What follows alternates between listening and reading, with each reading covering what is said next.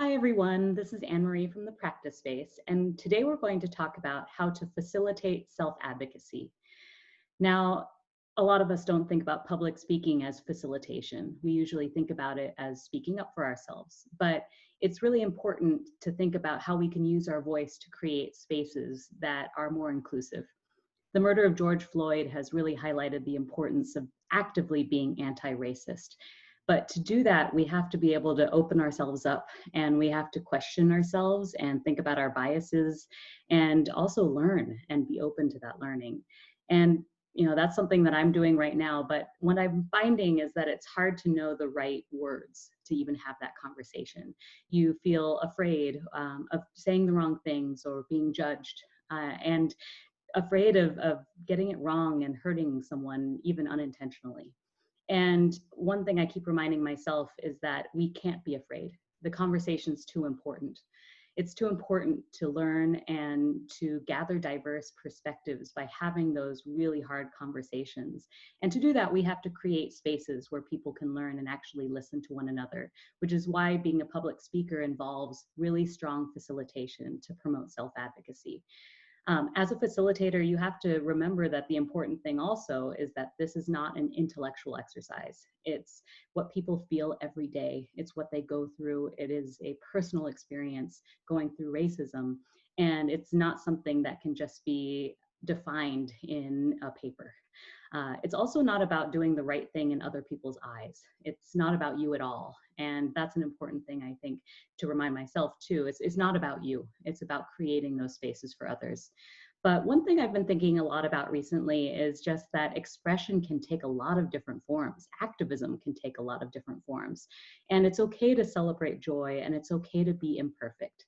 So today, a couple of tips to think about your next time that you're facilitating. And that could be in a formal setting like a meeting, but it can also be in a conversation with a friend or at a dinner table. And your form of activism can be facilitating those conversations. So one of the first things I think about with facilitating self-advocacy is, number one, valuing diversity and addressing power. It's really, really hard to have a really difficult conversation if you don't set the stage for defining where power lies in our society. And in doing so, it's really important to think about which voices are missing. Who do we hear from? Who is influential? Who actually is able to lead and make a difference in the world? Who have you seen in your own life? And being able to value the diverse perspectives that everyone has across all of their experiences. The other thing too is to be able to pose questions about who gets silenced and why, and be okay with having a lot of different perspectives in the room. Number two is to facilitate thoughtfully. And I know that feels easier said than done sometimes, but part of facilitating thoughtfully is really recognizing your responsibility to help people listen. And by doing that, a lot of it is also about centering the conversation on ideas and not on attacking people individually, but thinking about what are people going through, what are the emotions that people are going through, being able to sit with people's stories and delaying any kind of debate.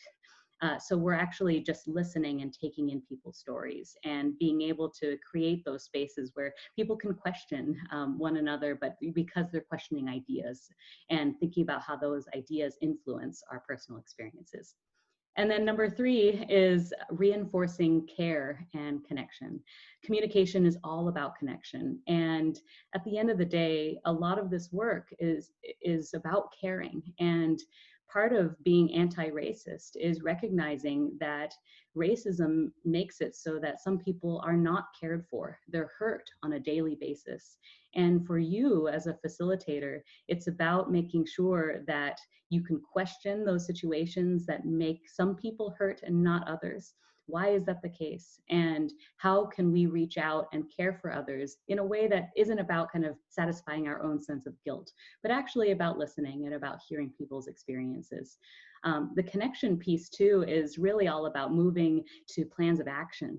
So it's not just about, I hear you, I stand with you, which is important to say, but it's about actually finding out ways that you can take action in your community whether it's creating more spaces for people to tell their stories, launching campaigns to lift up Black joy, and really highlighting the diversity of people's experiences, that it's not all about pain, but it's about celebrating joy and about the imperfections that we all go through, but how some people, again, don't have the luxury and the privilege of being able to turn off pain, that they go through that every single day.